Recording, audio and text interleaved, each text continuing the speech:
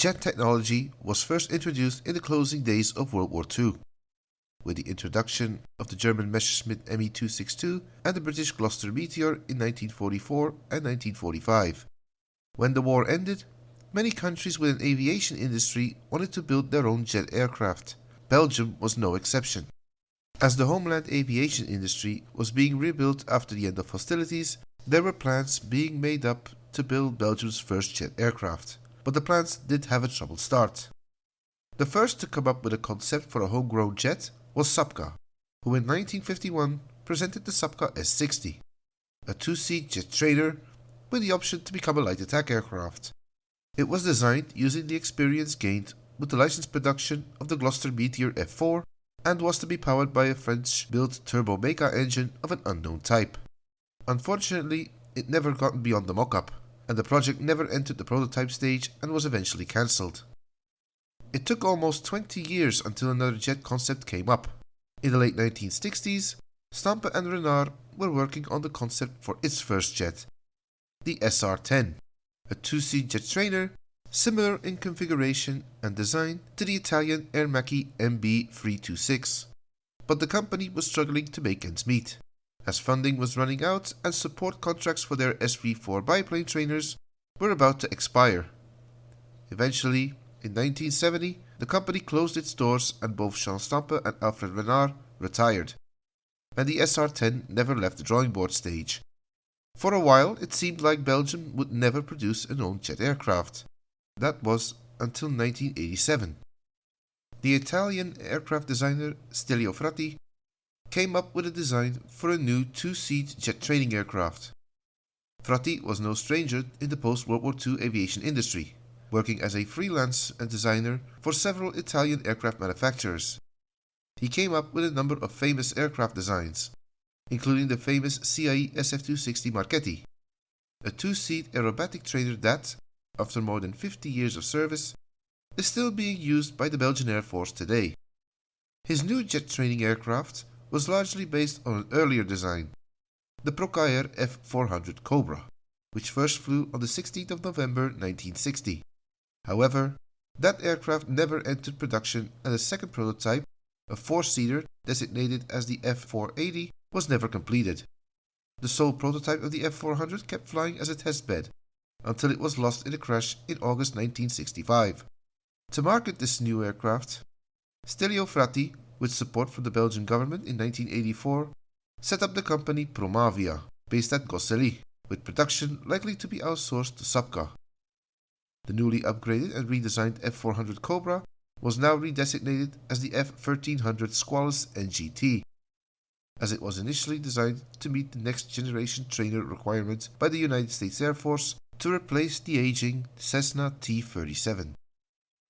The first prototype of the jet Squalus was built at Bergamo Airport in Italy and made its first flight with the Italian civil registration ISQAL on April 30, 1987.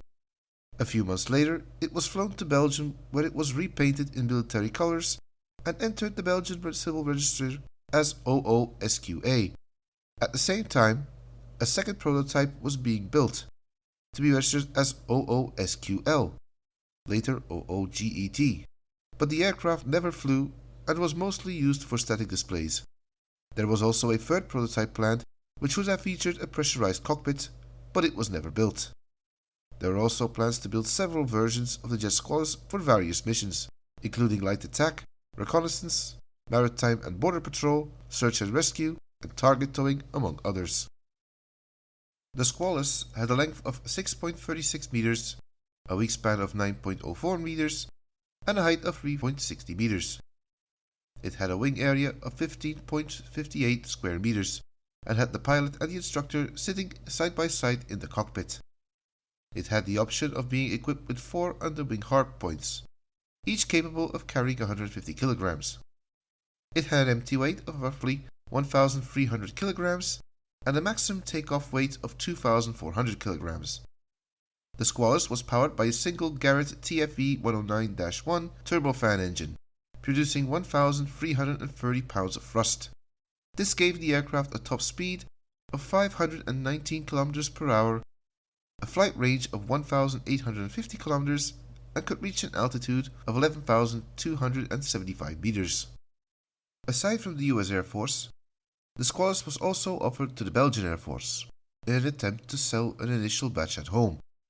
But no orders came, as Belgium already had a modern jet trainer in service in the form of the Dassault Dornier Alpha Jet, bought less than a decade earlier, and they were still pretty much brand new. It was also offered to replace the last of the Fuga Magisters still in service. But these aircraft were already assigned to secondary duties and were mostly used by staff officers to keep their flying proficiency. There were still plenty of spares to keep the aircraft flying for a couple of more decades, and no new aircraft were required to replace them. The last Fuga was retired in 2007. The first prototype jet Squalus was first shown to the public at the 1988 Farnborough Air Show, where it took part in the flying display, painted in the Belgian national colours. Here, it performed in front of a large crowd, and it showed off its performance to potential customers, with the pilot pushing the aircraft to limits of 7 Gs positive to negative 3 Gs. Although the aircraft performed very well, behind the scenes, problems with the program were beginning to show, even before the first prototype was assembled. The first problem they encountered was with the engine. The Garrett TFE-109 engine was originally destined for another NGT contender, the Fairchild T-46, but in 1986, the US Department of Defense pulled the plug on the T-46 program after numerous cost overruns, and the development of the engine was also cancelled. But the prototype of the Squalus was already completed at this time, so the aircraft had to fly with an engine that was no longer available or supported. Stelio Frati was aware of the problem, and designs for the production machines were modified to be re-engined with the Williams-Rolls FJ44 turbofan. A second problem came in 1989. During the Paris Air Show, the second prototype was repainted in the colors of the Belgian national carrier Sabena, in an attempt to sell the aircraft on the civilian market as a trainer for airline pilots. But Sabena wasn't too happy about it. Yes, they were offered the Squalus, but negotiations were still in a very early stage. In the end, the airline never placed an order. The nail in the coffin came in 1993, when the United States Air Force cancelled the NGT program and restarted it under the name JPATS, which stands for Joint Primary Air Training System. The specifications for the new trainer had changed, and the current design of the Squalus did no longer meet the requirements. In an attempt to restart the program and make the aircraft meet the new trainer requirements, Stelio Frati and Promavia, in 1991, made a deal with the Russian Mikoyan Design Bureau, famous for its MiG fighter jets. At the time, MiG was also looking to design a new trainer for the Russian Air Force, to replace the Aero L-29 and L-39 by the end of the 1990s and early 2000s. Together, they started redesigning the Squalus. This resulted in the ATTA 3000 concept, ATTA standing for All-Through Tactical Trainer.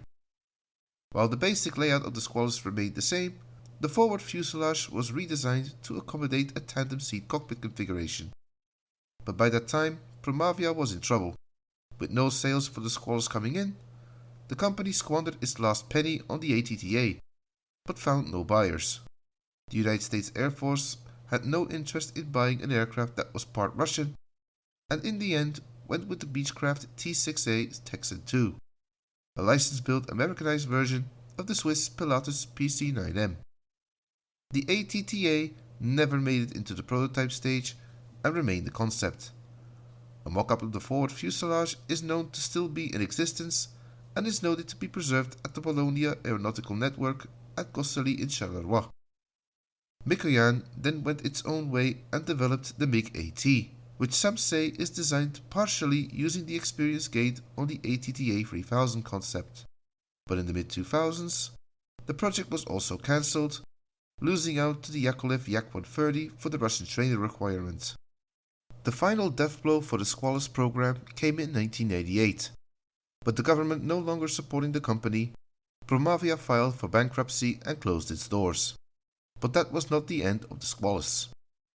In 1995, Promavia signed an agreement with Alberta Aerospace in Canada for a potential license production of the aircraft.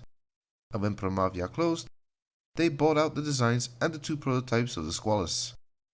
In 2000, after a lengthy court battle with ex-Promavia managers regarding debts, Alberta Aerospace gained all rights to the aircraft and the program. The first prototype aircraft flew again in 2001 and was re-engined with the Williams-Rolls FJ-44, as was intended in the first place.